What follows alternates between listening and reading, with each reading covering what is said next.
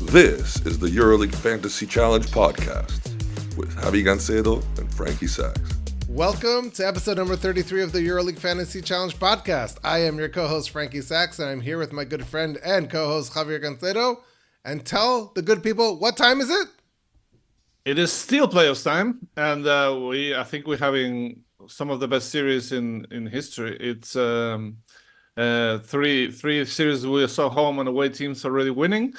Anything can happen, and I think it's going to get even better because the drama is going to be there. Elimination games are coming next week for sure. I think this is a fantastic week of basketball, or was a fantastic, and we're looking at another one. It's great if you are just playing the EuroLeague Fantasy Challenge. It's great if you're just a fan of basketball. Probably not so great if you're betting on the games, though. Yeah, well, but if you're a fan of the 8 teams, that's when you get the full experience, I think. Absolutely. If you're a Panathinaikos fan and you're waiting until your team plays, I think they play Wednesday, or they play Tuesday, right? You're waiting until Tuesday to see if your team can get that second win, or they go 2-1 down.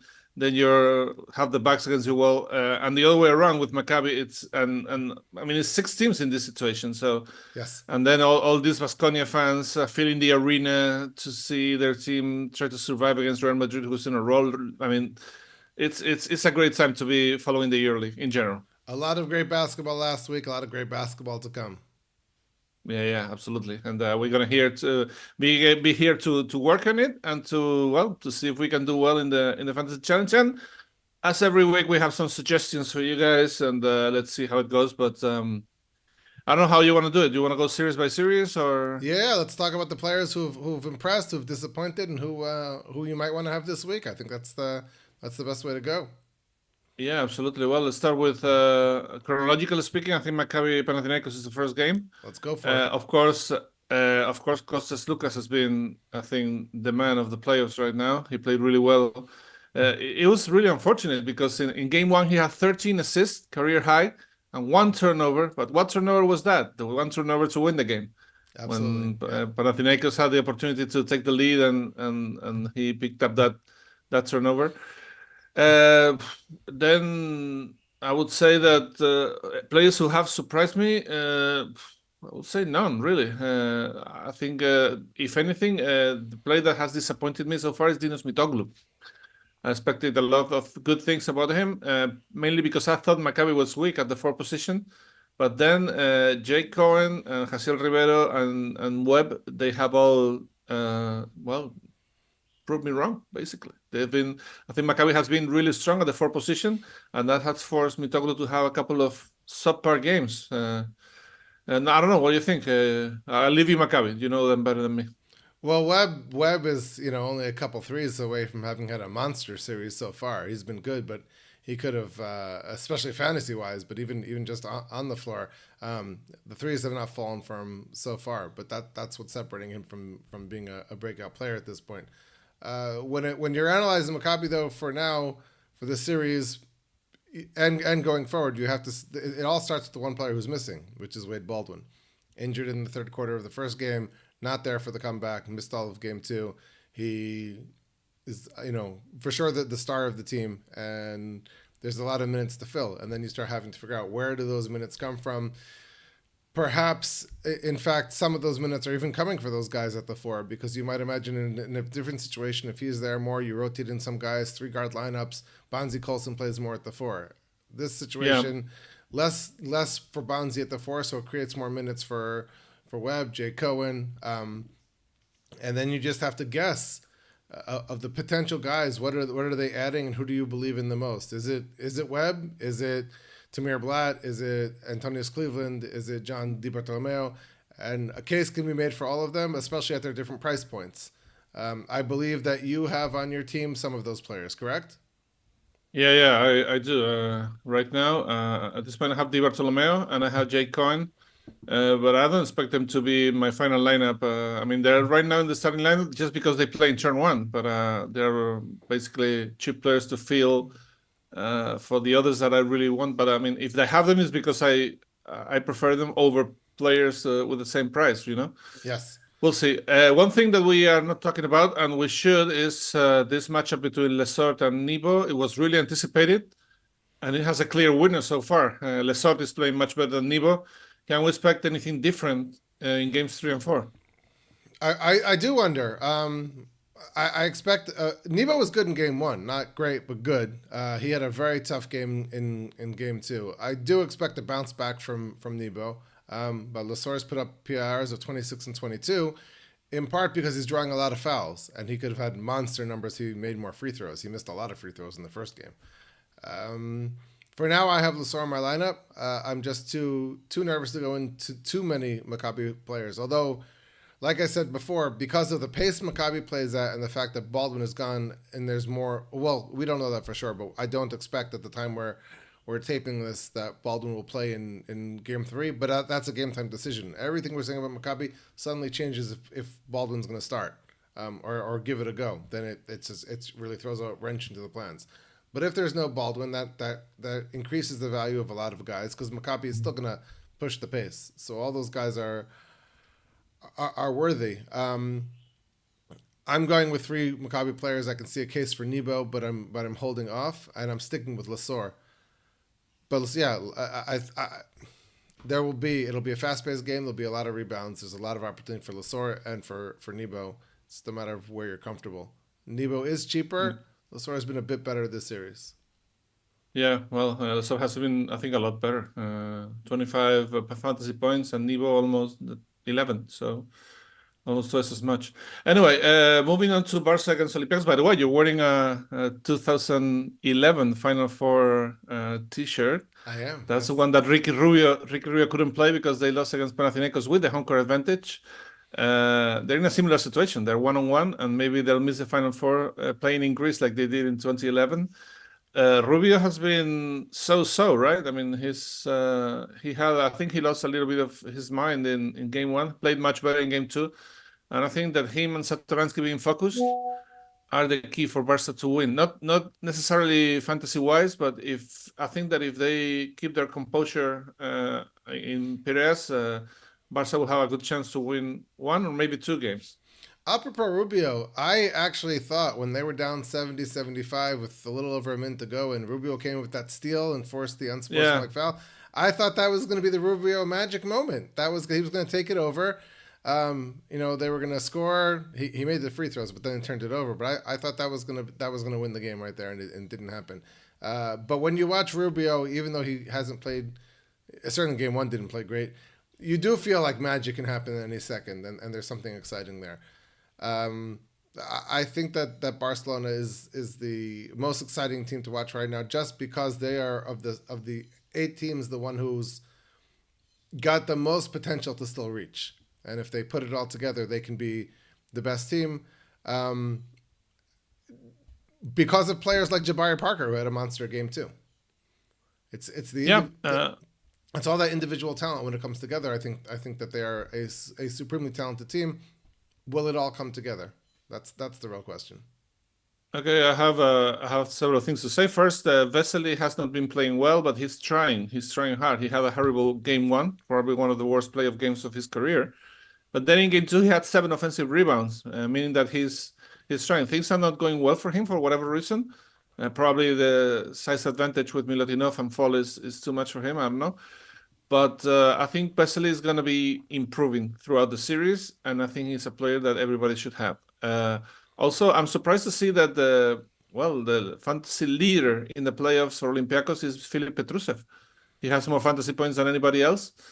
That means that, some players should step up, really. And I'm expecting Alec Peters in particular to have a really, really good game. Games 3 and 4. So if I had to recommend 2 players, would be Vesley and Peters. Also McKissick, I think he's going to be energized by the crowd, and he's going to be playing better also. And if I have to choose a second Barca player, that would be probably Alex Abrines. He had 5 3-point shots in the game in Piraeus. Of course, it was regular season game 2. He has been in a good moment in terms of hitting shots, and I think his team is going to need him to steal that road win. So Abrines and Vesely, and then McKissick and Peters would be my choices in this game. What about Willie Hernan Gomez? I think that if that kind of I mean, Hernan Gomez is the leader, or was the leader in the regular season in PAR for 30 minutes. So, I mean, that explains that he's a really good fantasy player in general.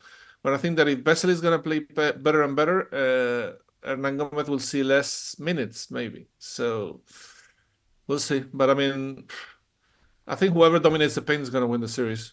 And Olympiacos has more old-school centers with Fall and Milutinov. And are more dynamic player like Moses, right? But they need Vesely and Hernan Gomez to be at the top, top form to beat Olympiacos. So we'll see. But if I had to choose between Hernan Gomez and Vesely, I will go with Vesely. I'm staying away from both of them at this point, just because there's other options, and it does make me nervous, especially in Piraeus, that this could be even a lower scoring game. It could be a grinded out game, which is not good for fantasy. I feel you, yeah. It is. It's going to be difficult. It's going to be I mean, also, if you see the leader in fantasy in the playoffs is Parker with 18.1 points, which is not a lot. And second overall is Petrusev 14.9. So it's not a series. It's a very defensive series.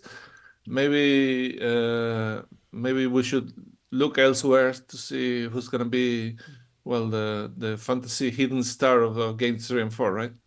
Yeah, I do have Parker on my team. I had him for game 2, and I'm keeping him for game 3. But he's the only player from that series that I'm having. Though I do think that there is a chance that Alec Peters, because of his all of his skills, stretch 4 is almost immune to being slowed down by a slow series. That's what he's made for. It is stretch the floor and make his shots.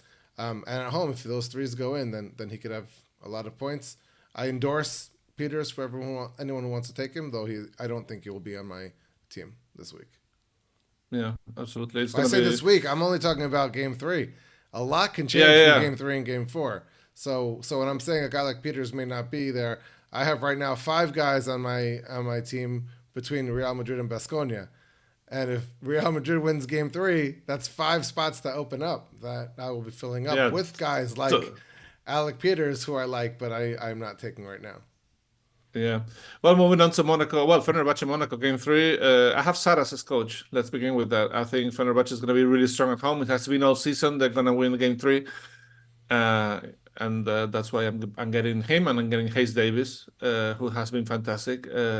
Even when it doesn't look like he played really well, in the end, he's averaging almost 21 fantasy points in the playoffs. So I think right now it's a must. With so little number of players available and so little number of stars, you need a player like Hayes Davis, like pretty much in each game, in each round. And I'm going with Saras, and I'm going with Hayes Davis. Let me see if I have somebody else. No, actually, it's just that. Hayes Davis and Saras are my choices for this week. Javier, are you familiar with the saying, do as I say and not as I do?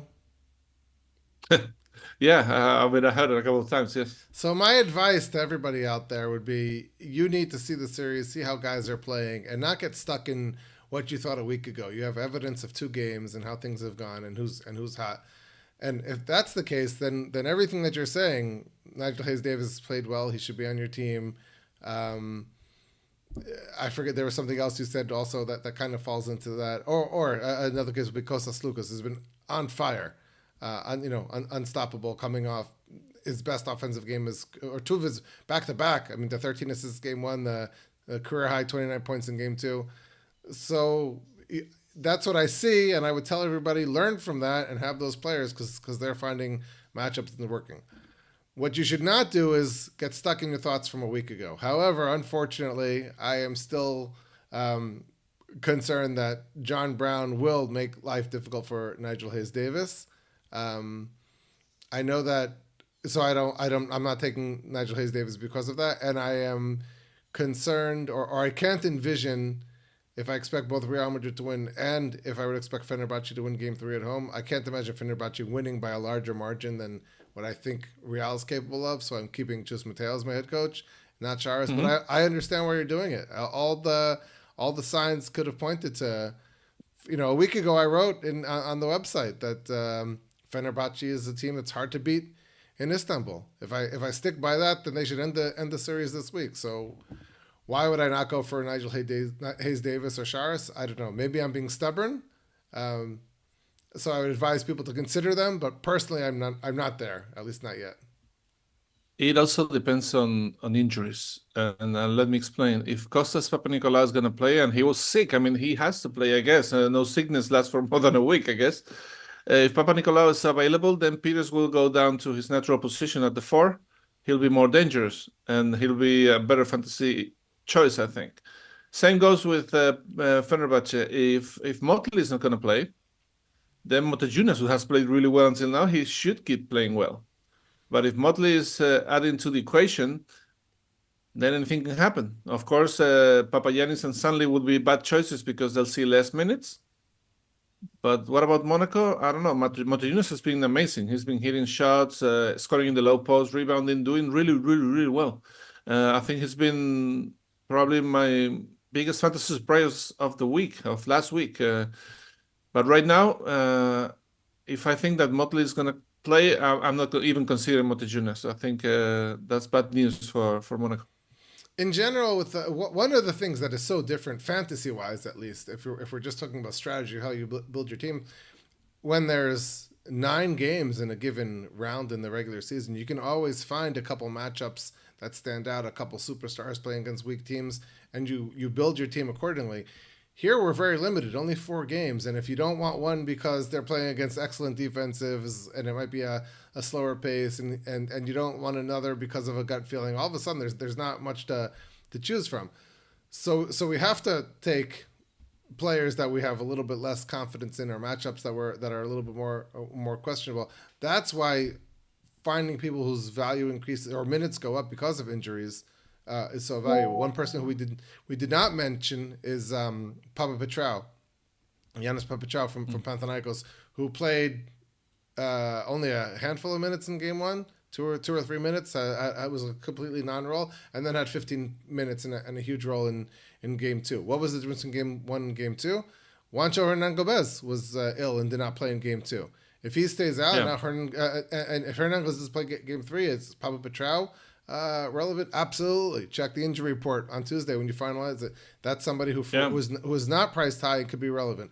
All these guys in Maccabi, if Baldwin's out, they're relevant. Like the guys you just mentioned, Papanikolaou impacts the Olympiacos rotation. Motley impacts the Fenerbahce rotation. So we're just talking about what we've seen so far and what we like, but really the most important thing is what injuries haven't happened yet. We don't know about what happens last minute.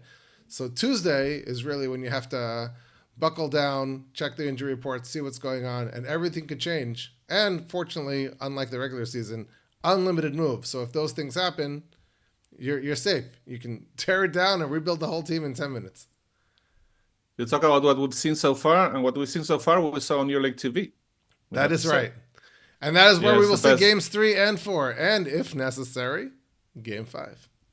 And we'll be there at the Final Four, but we'll have EuroLeague TV on because we like to double check things. You can go back. You can follow the game better than anywhere else. It's great. Absolutely. Anyway, we don't have much time left, so let's talk about the other series. Madrid-Baskonia. Everybody assumes that Baskonia will be eliminated soon, but I don't think that's the case. I think they're really strong in their home court, and anything can happen in Buesa Arena. And if they go back to Madrid, then it's a do-or-die game. So Campazzo is playing amazing. I think that the number one priority is to stop him, and Miller McIntyre is playing also well. So it's going to be a battle of the guards there. But if you check the stats, second and fourth in fantasy points in the playoffs is Tavares and Poirier. They're making the most out of their size advantage in the paint. No Khalifa Diop, no Chima Moneke. So Baskonia is kind of has a short rotation down there in the front court. Should we go for Tavares or Poirier or both? That is risky. It's very risky to go for both because it's very possible one has a strong game and one does not. And if you're going for both, and you're putting both your centers on turn 2, and you're locked into them. I could say this might be a clever strategy if they were playing on Tuesday, but on Wednesday I would advise against it. I have a hunch that Real is going to sweep the series. I think, look at a team. What are their strengths and what got them there? Chima Moneke was a big reason that they got there, even though he wasn't there for the final win in the play-in showdown. Now this is already their 5th game without him, if you include the Spanish league. Right, 3 EuroLeague games, a couple Spanish league games. They're maybe even their 6th. At a certain point, it takes a toll on everybody else, having to make up for those minutes, that production. I thought Sadakerskis was a shoo-in. You had to have him if Moneke is out, but he struggled against Real Madrid's size, strength, power, depth. So I think Real wins the series already in Game 3, despite not disrespecting the Baskonia character. I just don't know if they can do it. I do have Howard on my bench because I do think that he might go down shooting. And depending on how my turn one players go, then maybe I'll bring him in. Maybe I won't risk it. I'll decide that late Tuesday night.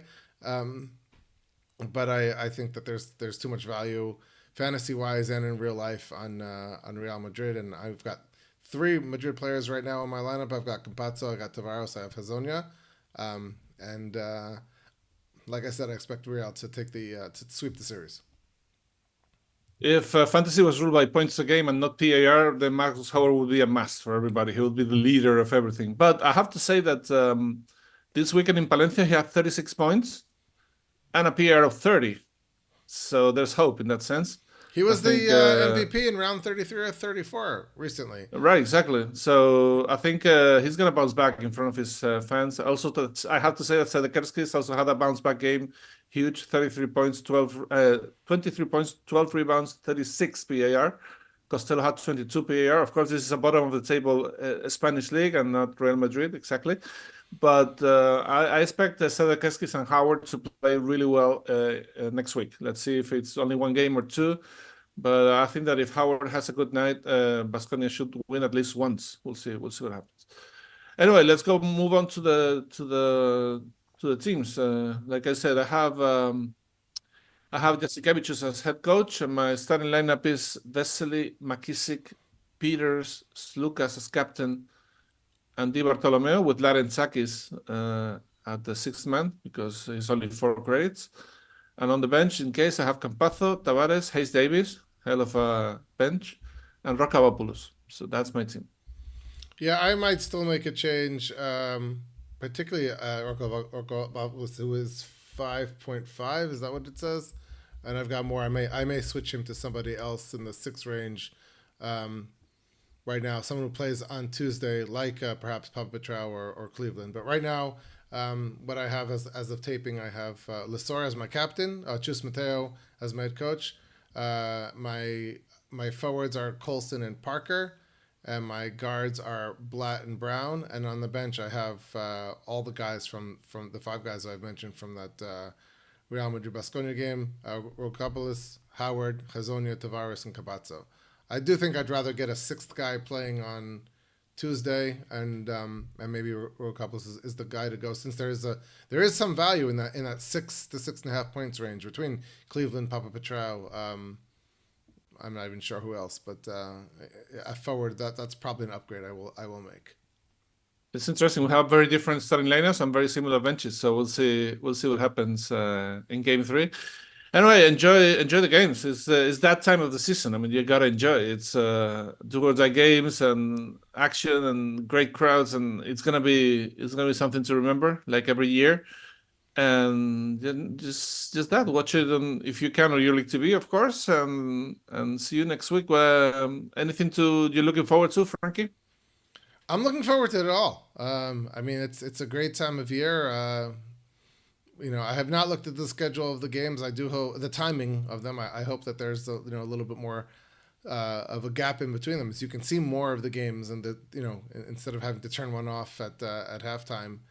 or turn in, depending how you watch it, to a halftime. But yeah, this is, these games are 40 minutes of great basketball. The great thing about the playoffs is you see the coaches, the X's and O's, the changes, the matchups, the strategy.